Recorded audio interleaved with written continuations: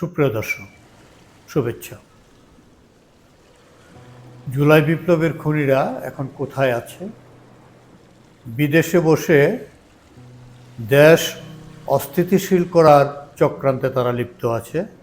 বেশ কিছুদিন যাবৎ তারা এগুলো করছে এবং এই অস্থিতিশীল করার জন্য কার কার ভূমিকা সেই বিষয়টি আমরা দেখতে যাচ্ছি। বিগত সরকারের, স্বৈরাচারী সরকারের প্রধান যে শেখ হাসিনা, সেই শেখ হাসিনার নেতৃত্বে এখন সেই চক্রান্ত চলছে।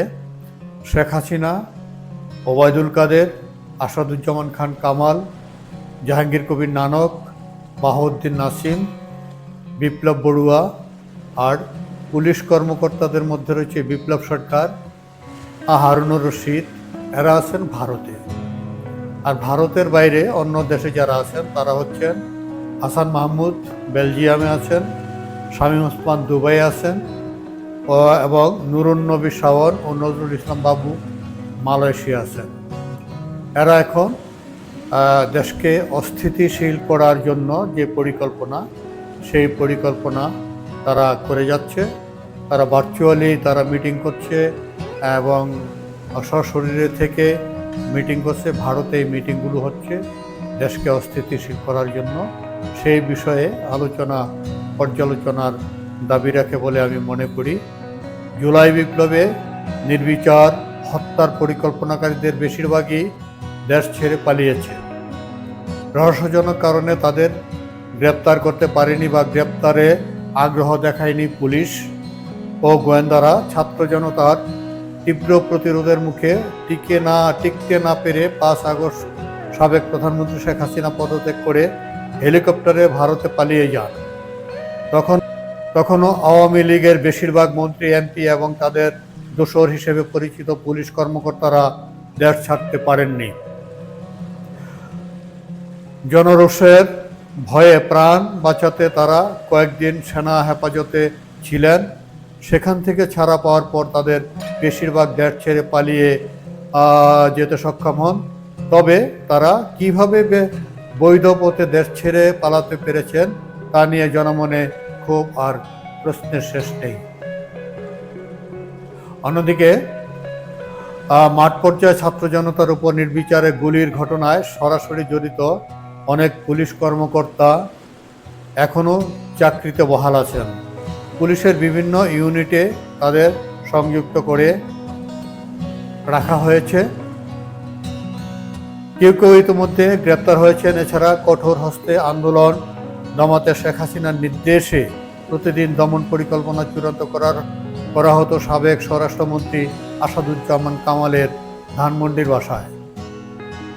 বাসায় প্রতিদিনই আসাদুজ্জামান কামালের ধানমন্ডির বাসায় প্রতিদিনই পুলিশ কর্মকর্তা, গোয়েন্দা সংস্থাদের কর্মকর্তাদের এবং দলীয় কিছু উপর শ্রেণীর মন্ত্রীদের নিয়ে তিনি মিটিং করতেন এবং প্রতিদিনই এই গণ আন্দোলন চলাকালীন সময়ে প্রতিদিনই আন্দোলনকে দমানোর জন্য কি করা যায়, কোন পয়েন্টে কারা থাকবে, কিভাবে কাজ করবে, সেই বিষয়গুলো আসাদুজ্জামান কামালের নেতৃত্বে তার বাসায় প্রতি সন্ধ্যার পর মিটিংয়ে তারা সিদ্ধান্ত নিতেন এবং সেই মোতাবেক তারা জুলাই বিপ্লব চলাকালীন অবস্থায় সেই কার্যক্রম তারা ঘটিয়ে গেছেন। ছাত্র জনতাকে সামলাতে ছাত্রলীগই যথেষ্ট, এমন বক্তব্য দিয়েছিলেন দলের সাধারণ সম্পাদক ওবায়দুল কাদের। যথেষ্ট এই বক্তব্যের পর আরও যারা বিপ্লব করতে মাঠে ছিল তাদের গতি আরও বেড়ে যায়। বিপ্লবের সরকার পতনের এক দফার দিকে চলে যায়। ছাত্র জনতা হত্যাকাণ্ডের মনিটরিংয়ের দায়িত্বে থাকা কোর গ্রুপের প্রধান সাবেক স্বরাষ্ট্রমন্ত্রী আসাদুজ্জামান খান কামালও সদল বলে ভারতে। এখন তাদের মধ্যে যে সদল বলে আসাদুজ্জামান কামালও ভারতে আছেন। তার সঙ্গে সমন্বয় করে কাজ করার সাবেক পররাষ্ট্রমন্ত্রী ডক্টর হাসান মাহমুদ পলাতক বেলজিয়ামে। ডক্টর হাসান মাহমুদ সেও বেশ ব্যাডব কথা বা বড় বড় কথা বলতেন সে সময়। তিনি এখন বেলজিয়াম আছেন। সেখান থেকে তিনি সামাজিক যোগাযোগ মাধ্যমে বিভিন্ন পোস্টে উস্কানি দিচ্ছেন। বেলজিয়াম থেকে হাসান মাহমুদ সামাজিক যোগাযোগ মাধ্যমে বিভিন্ন সময় উস্কানি দিয়ে যাচ্ছেন যে কোনো উপায়ে আন্দোলন দমনে সরকারিভাবে দায়িত্ব পাওয়া সাবেক 3 মন্ত্রীর মধ্যে আনিসুল হক গ্রেপ্তার হয়ে কারাবন্দী আছেন। মোহাম্মদ আলী আরাফাত পালিয়ে প্রথমে ভারত যান, পরে সেখান থেকে যান আমেরিকায়। মহিবুল হাসান চৌধুরী নওফেল ভারতে পলাতক আছেন। সাবেক মন্ত্রী অ্যাডভোকেট সোম রেজাউল করিম ও সাবেক নৌ পরিবহন মন্ত্রী খালিদ মাহমুদ চৌধুরী বর্তমানে যুক্তরাজ্যে পলাতক হয়েছেন। প্রথম দিকে ভারতে ছিলেন সোম রেজাউল, আওয়ামী লীগের দপ্তর সম্পাদক ও শেখ হাসিনার বিশেষ সহকারী বিপ্লব বড়ুয়া, ত্রাণ ও সমাজ কল্যাণ মন্ত্রী সম্পাদক আনিসুল ইসলাম আমিন আত্মগোপনে আছেন ভারতে। নারায়ণগঞ্জের আলোচিত সাবেক সংসদ সদস্য শামীম ওসমানের উপস্থিতিতে তার ছেলে অয়ন ওসমান যে জুলাই বিপ্লবের সময় গুলি চালিয়েছিলেন, সেটা তদন্ত কমিটি প্রমাণ পেয়েছেন যে তদন্ত কমিটি, আন্তর্জাতিক তদন্ত কমিটি সেই প্রমাণও পেয়েছেন। এবং শামীম ওসমানের ছেলে অয়ন ওসমানে যে গুলি চালিয়েছিল বিপ্লবীদের উপর, ছাত্র জনতার উপর, সেই দৃশ্য তখন সামাজিক যোগাযোগ মাধ্যমে ভাইরাল হয়েছিল। শামীম ওসমান 5 আগস্টের পরপরই তিনি দেরি করেননি।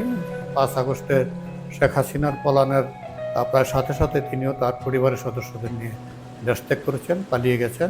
প্রথমে তিনি ভারতে গেছেন, পরে তিনি দুবাই গেছেন। দুবাই সেখানে তার বাড়ি আছে বলে জানা গেছে, নিজের বাড়িতেই উঠেছেন। এদিকে ক্ষমতাচ্যুত সাবেক প্রধানমন্ত্রী শেখ হাসিনার নির্দেশে এখন পলাতক নেতারা বিভিন্ন অপকর্মের মাধ্যমে দেশকে অস্থিতিশীল করার অপচেষ্টা চালিয়ে যাচ্ছে। কলকাতায় অনুষ্ঠিত একটি বৈঠকের পর বিষয়টি সামনে এসেছে। গত 15 জানুয়ারি কলকাতায় এই বৈঠক অনুষ্ঠিত হয়। বৈঠকে রাজধানীর আইনশৃঙ্খলা পরিস্থিতিকে অস্থির করে তুলতে আওয়ামী লীগের 10 নেতাকর্মীকে বিশেষ দায়িত্ব দেওয়া হয়। বৈঠকে সশরীরে এবং ভার্চুয়ালি যারা যুক্ত ছিলেন তাদের মধ্যে অন্যতম হলেন সাবেক স্বরাষ্ট্রমন্ত্রী আসাদুজ্জামান কামাল, সাবেক সংসদ সদস্য অসীম কুমার উকিল, নুরুন্নবী চৌধুরী শাওন, ইসমাইল হোসেন চৌধুরী সম্রাট, সাবেক ছাত্রলীগ নেতা সিদ্দিকী নাজমুল আলম, ছাত্রলীগের সাবেক সভাপতি আল নাহিয়ান জয়, সাবেক সাধারণ সম্পাদক লেখক ভট্টাচার্য, ছাত্রলীগের সভাপতি সাদ্দাম হোসেন ও সাধারণ সম্পাদক শেখ ওয়ালি আসিফ ইনান।